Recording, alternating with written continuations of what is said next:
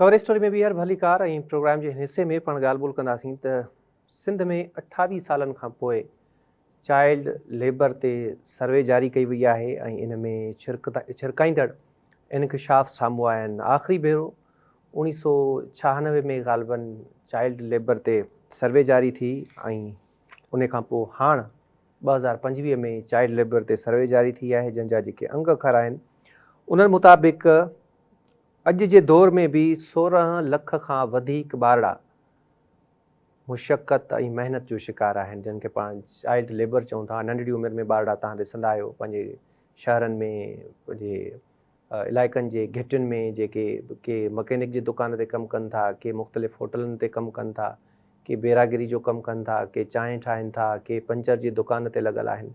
नंढा नंढा ॿार 8 साल 10 साल 12 साल 15 साल इन्हनि जी उमिरि आहे।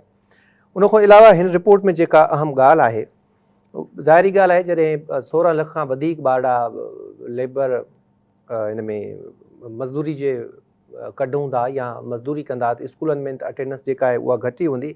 पर हिकिड़ी जेका छिरकाईंदड़ ॻाल्हि आहे त 20.1 चाइल्ड लेबर जेका आहे उन्हनि में 20.1 जेको रेशो ॿुधायो पियो वञे, उहे ॿार डिप्रेशन जो शिकार आहिनि या उन्हनि में डिप्रेशन जूं अलामतूं ॾिठियूं वियूं आहिनि, जेके ग़ैर मज़दूर ॿारनि जी भेट में तक़रीबन 2 भेरा वधीक आहिनि।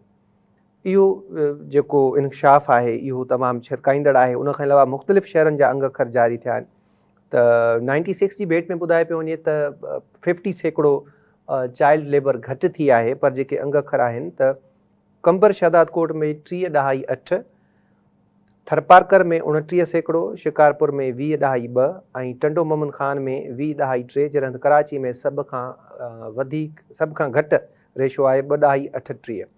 सूरत हाल जेका आहे हिन रिपोर्ट में भले 96 जी भेट में हिन खे 50% घटि करार ॾिनो वियो हुजे, पर सूरत हाल जेका आहे उहा एतिरी हाकारी न आहे जो असां वेही इन्हनि ते भले भले कयूं या चऊं त भई हीउ हिकिड़ो वॾो कमु थी वियो आहे ऐं हुकूमत खे अॻिते इन मामले ते कमु करण जी ज़रूरत न आहे।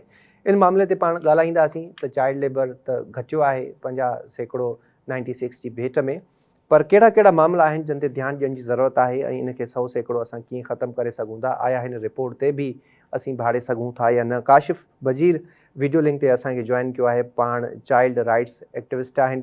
काशिफ़ साहब, वॾी महिरबानी सर, अवां असांखे वक़्तु ॾिनो। रिपोर्ट यकीनन अवां जे नज़रुनि मां घुमी हूंदी, ॾिठी हूंदी अवां, ऐं अवां बि सालनि खां वठी इन ई सब्जेक्ट ते कमु पिया कयो। सिंध में 16 लख ॿार चाइल्ड लेबर जो शिकार आहिनि, जिन मां अक्सर ख़तरनाक हालतुनि में कमु कनि था। अवां जी नज़र में इंसानी हक़नि जी कहिड़ी कहिड़ी हद पार कई पई वञे? छा हुकूमत खे कानून खां वधीक सियासी ख़्वाहिशनि जी खोट आहे? इरफान साहब, थैंक यू, शुक्रिया। तव्हां मूंखे हिकिड़े अहम मौज़ू ते ॻाल्हाइण जो मौक़ो ॾिनो आहे ऐं हुन सां गॾोगॾु वक़्ताती तौर ते हाणे रिसेंटली चाइल्ड लेबर जे सर्वे जी रिपोर्ट लॉन्च थी आहे। रिपोर्ट ते तव्हां हिकिड़ो प्रोग्राम रखियो आहे, जस्ट लाइक अवेयरनेस आहे, ऐं पूरी सिंध में बल्कि पूरे पाकिस्तान में माण्हुनि खे ख़बर पए, ॻोठनि जे माण्हुनि खे ख़बर पए त इहो चाइल्ड लेबर जो हिन वक़्तु रेशो छा आहे, या चाइल्ड लेबर आहे छा, या डेफिनेशन छा आहे। पहिरीं ॻाल्हि त हिकिड़ो मुश्किल 28 सालनि खां पोइ चाइल्ड लेबर सर्वे थी आहे, ऐं Spark basically child rights organization में कमु कंदो आहे। ऐं मूंखे कोई 18 खां 20 साल थिया आहिनि चाइल्ड राइट्स एक्टिविस्ट। ऐं तव्हां गूगल भरियो पियो, तव्हां सर्च करे ॾिसो त 18-20 साल खां मथो हूंदो आहे त चाइल्ड लेबर जे हवाले सां को बि लॉ इम्प्लीमेंट न पियो थिए ऐं सर्वे प्रॉपर न पई थिए। हाणे त पोस्ट इन सर्वे यूनिसेफ सां सरकार सां गवर्नमेंट जेका सर्वे कई आहे, उनमें जेका तव्हां चओ पिया इंकशाफ छिरकाईंदड़ आया आहिनि, इहो त मुंहिंजे ख़्याल में, मूं जेका रिपोर्ट पढ़ी आहे उनमें जेके इंकशाफ आया आहिनि, उहे चवंदा हू त 50% कवर ॾेखारींदा।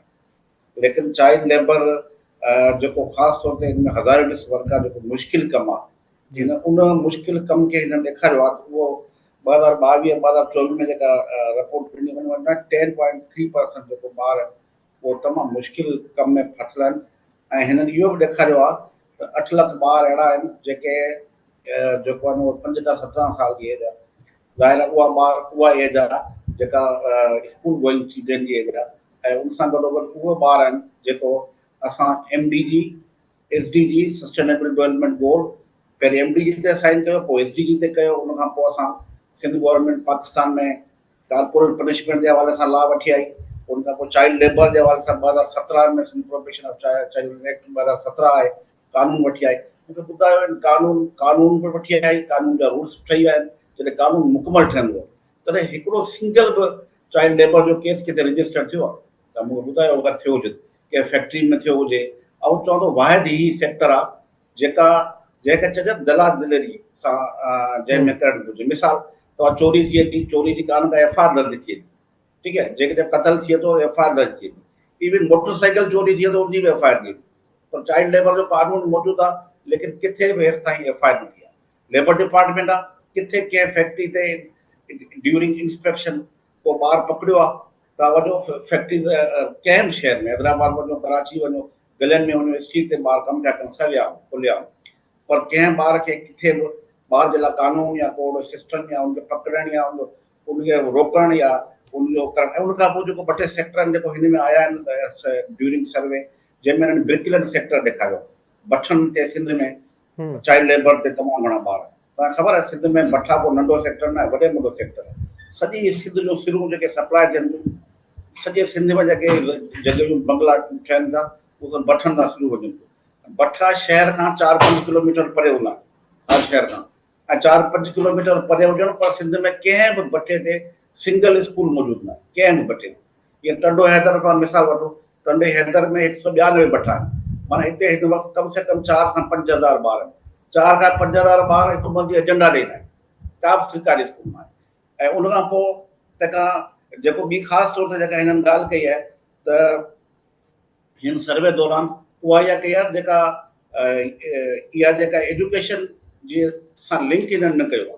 हिननि इहो ॾेखारियो पियो आहे हिन में त डिपार्टमेंट टू डिपार्टमेंट इंटरलिंक न आहे। चाइल्ड प्रोटेक्शन अथॉरिटी जेको सिंध में 6 स्पेसिफिक ॿारनि जे लाइ, 6 उन लाइ सोशल वेलफेयर ॾियनि छा फसाई अहिड़ियूं, ठीकु आहे। पहिरीं ॻाल्हि त सिंध में या पाकिस्तान में ॿारनि जे लाइ सेपरेट मिनिस्ट्री न आहे। अधु आबादी पाकिस्तान जा ॿार आहिनि, अधु आबादी लाइ मिनिस्ट्री न आहे।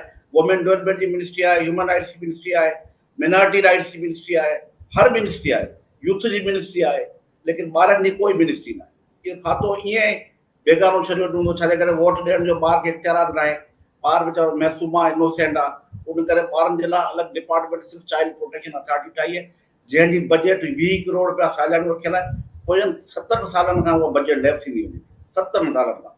हिन साल जेको पोइ साल हुई उनमें 10 करोड़ रुपया लैप्स थी वई, 10 करोड़ रुपया 8 करोड़ ताईं ख़र्च थी विया। उहा जस्ट कागज़ी कार्रवाई जे हद तक, ऑफिसरनि जी कराची जे हद तक थी आहे। ॿियो त मूंखे हैरानी थी आहे, तव्हां पाण सां ज़िक्र कयो, कराची जहिड़े हेॾे वॾे शहर में जिथे हर स्ट्रीट में हर गली में चाइल्ड लेबर आहे, दुनिया ॾिसंदी, दुनिया चवंदी, हर फैक्ट्री में चाइल्ड लेबर आहे, ठीकु आहे। त हलिया वञो कोरंगी क्रॉसिंग ते जेतिरियूं फैक्ट्रियूं उनमें चाइल्ड लेबर आहे या कोन था, मतिलबु फिशरीज़ में हलिया वञो, इहो सिंध गवर्नमेंट ख़ुदि तस्दीक कई आहे हिन डिपार्टमेंट। फिशरीज़ में झींगनि जूं फैक्ट्रियूं आहिनि, फिशरीज़ जूं फैक्ट्रियूं आहिनि, रुगो चाइल्ड लेबर आहे टोटली। जेके फिशर कम्यूनिटी आहे उहा सॼी चाइल्ड लेबर में ईंदो आहे। मूं पाण कराची में कमु कयो आहे, मच्छर कॉलोनी में वञो, सॼी मच्छर कॉलोनी चाइल्ड लेबर में ईंदो आहे।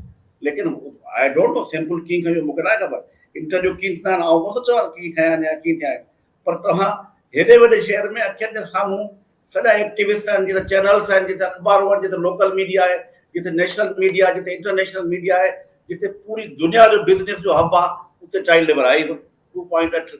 हाणे थरपारगढ़ में चाइल्ड लेबर आहे, कंबर शहदाद कोट खे टॉप पे ॾेखारियो आहे, टंडो मोहम्मद खान में चाइल्ड लेबर आहे। टंडो मोहम्मद खान छोटो हिकिड़ो ज़िलो आहे, नंढो हिकिड़ो ज़िलो हूंदो यकीनन ॿियनि ज़िलनि में जीअं कंबर में हिकिड़ो लाड़काणे जी भेट में बि नंढो ज़िलो आहे, उते चलो शो कयूं बाबा आहे।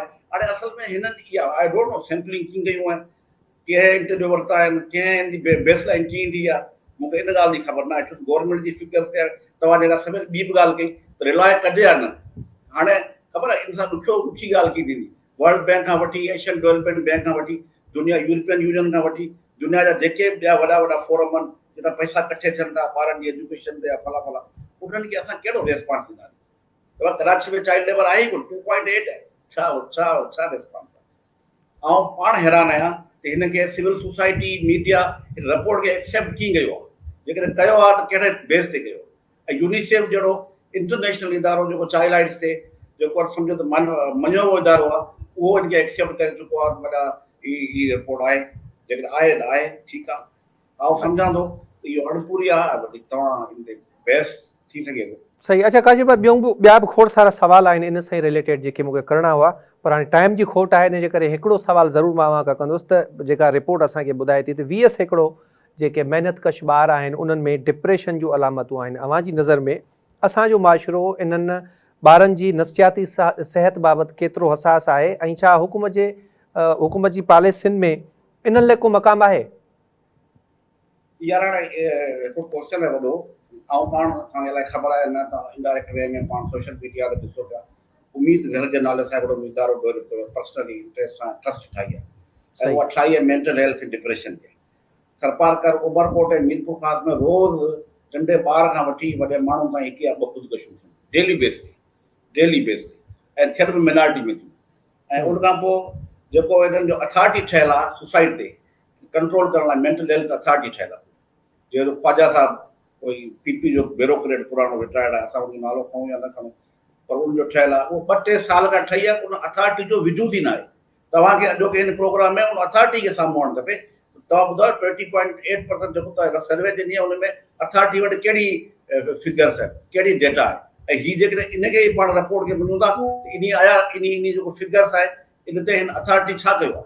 अथॉरिटी जेको सेपरेट इंडिपेंडेंट बॉडी आहे, उनखे फंड रखियल आहिनि, प्रॉपर उनजी ऑफिस आहे कराची में, वॾी आहे प्रोफाइल, उनखे ख़बर न त थरपारकर में ॿार मरनि पिया, उमरकोट में ॿार मरनि पिया, मीरपुर ख़ास में ॿार मरनि पिया, त इन लाइ इन्हनि छा कहिड़े क़िस्म जी जेको रखी आहे मेंटल हेल्थ जे हवाले सां? ज़ाहिर आहे जेको इहो वॾो क्वेश्चन आहे मेंटल हेल्थ, डिप्रेशन में ॿार नंढे हूंदे, ऐं हिननि इहो ॾेखारियो आहे। ॾिसो न, हिकिड़ो ॿियो मूंखे हिन रिपोर्ट ते आहे, घणो रिपोर्ट मूं फुल तक़रीबन पढ़ण जी कोशिशि कई आहे, गुरबत, पावर्टी दुनिया में असां खां वॾा ॿिया मुल्क गुरबत में आहिनि, साउथ अफ्रीका सॼो ग़रीब आहे, इथियोपिया, ॿिया इलाही मुल्क आहिनि जेके आहिनि, पर उहे बि पंहिंजे गुरबत खे मेंटेन कंदा अचनि पिया। हिते गुरबत न आहे, मेंटल हेल्थ जा ॿिया बि इशू थी सघनि था, सेक्सुअल अब्यूज़ जा रेप केस केतिरा थियनि था, इहो ॾिसो रेप केस में केतिरो वाधारो इंक्रीज़ रेट में इशू थियो आहे।